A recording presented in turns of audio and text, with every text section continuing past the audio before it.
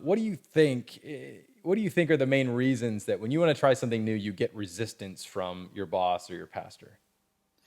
Yeah, when I thought of that, when I heard the topic, I instantly thought of the priest who was like our camp chaplain when I was a camp counselor in college, and he had this great line one time where he said, "It's not that people don't like change, it's that they don't like transition. Because once if you change to something good, once you get on the other side of that, it's all hunky dory. But it's the transition going through it. And I know you've used an analogy before of like cleaning out a closet. In order to organize something, in order to organize your closet that's really messy, you have to pull everything out, dust into the corners, maybe rearrange the shelves, and then decide what you want to keep and what you want to put away. So you kind of have to like make a mess Yeah, in order to redo it. So I mean, yeah, it's that's a really good point. scary. And then I think, yeah, and I think more practically, always assuming the best intentions.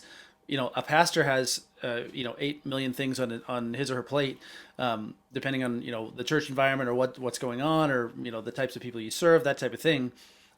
So it might just be a simple lack of time, or a challenge to show me why, right? So I think it's always a good say. I don't know, a good approach is to never assume that your ideas are the best ideas just because they're yours. But to be, not saying that that would be the case, but to, make a good case, appeal to whatever the pastor really finds important, and then whatever the case may be. That's kind of my impression. Yeah, no, that's a good, I think, roundup of a lot of the reasons. So, first of all, you said transition, change. People are resistant to change. I think largely because what you said, change, it introduces a period of transition, of instability. It sometimes is more work, or things have to slow down before you can speed up again. So there's efficiencies involved.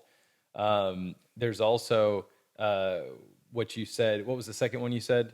Making a Yeah, mess, yeah, cleaning up the yeah, right, closet. Yeah, yeah. right. So yeah, it's again more work to get to where you want to go, I think.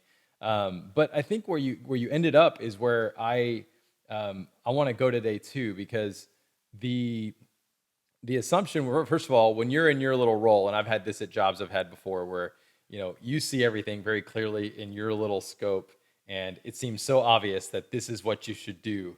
This is going to be a great change. This is the right decision. But of course, your boss and your pastor, whoever it is, has to take into account a lot of other things. And so, first of all, with the entering into it with the humility that you don't know the full picture necessarily, and so there may actually be reasons that this new thing might not be the right option. This change might not be good right now, or the right change. And so humility is a really important part of that.